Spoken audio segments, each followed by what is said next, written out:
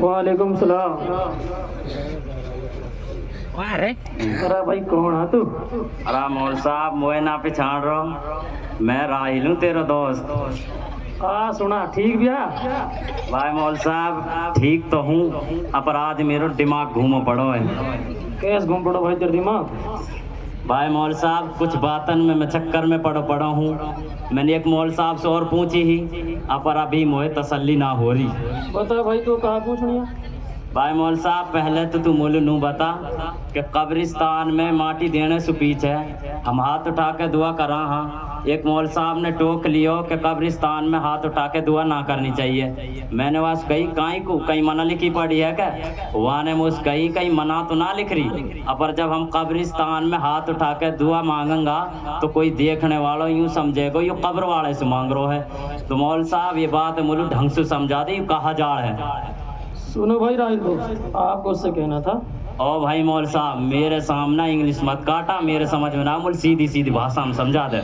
सुन भाई, जब तो सुन कही कब्रिस्तान में हाथ उठा के दुआ ना करनी चाहिए, कहीं कोई नू ना समझ लिए कि ये कब्र वाले से मांग रहे, तो तू बस नू कहनी। फिर तो इमाम और मुक्तदीन ने भी मस्जिद में नमाज के बाद हाथ उठा के दुआ ना मांगनी चाहिए। कहीं कोई नू ना सोच लिए कि पिछली सब वाला तो अगली सब वाला हमसे मांग रहा, और अगली सब वाला इमाम से मांग रहा, और इमाम जो है अपने सामने वाले दीवार से मांग रहा। भाई मौल साहब तने तो लट गाड़ दियो, यो वही ने बिल्कुल सही बात। और सुन भाई राहिल, शरीयत में मन की ना चला, मन तो जाने कहा केवा। असल में तो दुआ का तरीको ये की है, चाहे वह घर में कर, चाहे जंगल में कर, चाहे कहीं भी कर, चाहे कब्रिस्तान में कर। और दुआ तो सिर्फ अल्लाह से की जावे, और वो भी हाथ उठा के। भलो कोई मुसलमान मुर्दा से दुआ मांग सके है का? कभी नहीं। और सुन, ये हदीस में है कि हुजूर सल्लल्लाहु अलैहि वसल्लम जब भी मुर्दा दफन करके फारिग हो करो तो कब्र के पे खड़े हो जा करो और अपने साहबान से कहे करो कि अब तुम अपने भाई लू इस्तिगफार करो, यालू साबित कदमी की दुआ करो। क्यों? अब यासु सवाल जवाब होगा तो कब्रिस्तान में हाथ रख दुआ करने का हुक्म तो हदीस दे रही है। बता भाई मौल साहब आगे मेरे समझ में।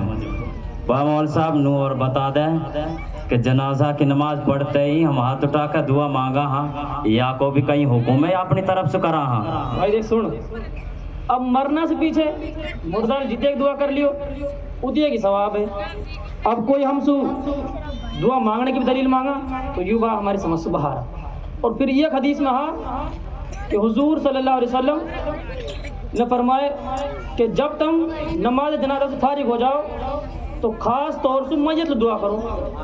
तो ताऊ दुआ करने का हुक्म तो हमारे नबी ने दियो है, या से बड़ी दलील कहा हुई बता। भाई मौल साहब आगे मेरे समझ में कि नमाज जनाजा से पीछे दुआ करने का हुक्म तो हमारे नबी ने दिया है, तो दुनिया पसंद है, हम तो हदीस पे अमल करेंगे।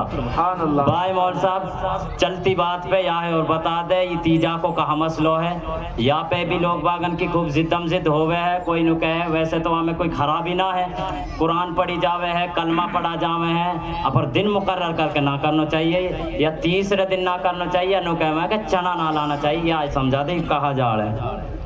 सुन भाई, जब जामुर डालू 70,000 या 1.25 लाख कलमा पढ़ के बख्श दिया जा वहाँ तो अल्लाह ताला वह बख्श देवे। अब रही बात दिन मुकर्रर करने की, तो भाई राहिल कोई काम बगैर टाइम धरे या बगैर दिन मुकर्रर करे ना हो, चाहे वो शादी हो चाहे खेल खैरात हो। अब मैं तेरे छोटी सी मिसाल दूँ, अगर शादी करते वक्त लड़का वाला सुनू कह दिया कि तुम बारात लेकर जाओ, और लड़का वाला दिन तारीख पूछेगा, और फिर झट दिन लड़के वाला कह दिया कि दिन तारीख मुकर्रर करूँ तो जायज ना है, तो अब बताइए बात कहाँ हुई?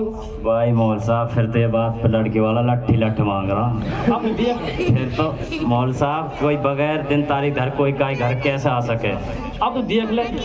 अब रही बात चनान की, तो यार ये चना रहान जो ये असल में गिनती मार रहे वहाँ, यही चना सीर नहीं बन जावा, खान पीन हो जावा, बड़ा कर लूँ, तो ये चना कोई मतलब ना है।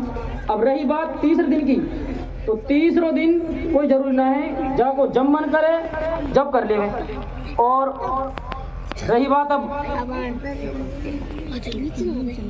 भाई काई चणान सो एलर्जी हा तो उरीठा भेजन पढ़ लेवे, कंकरीन पढ़ लेवे, तस्वीन पढ़ लेवे, भाई अपना मुर्दार सवाब भेजत सही।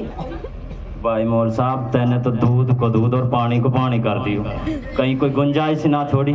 मतलब है एतराज करने वाला को तो यूं मकसद होगा ना तो करना है ना करने देना है। भाई मौल साहब तैने ये कीमती बात मोल बताई, अल्लाह तो जन्नत देवे। अस्सलाम वालेकुम।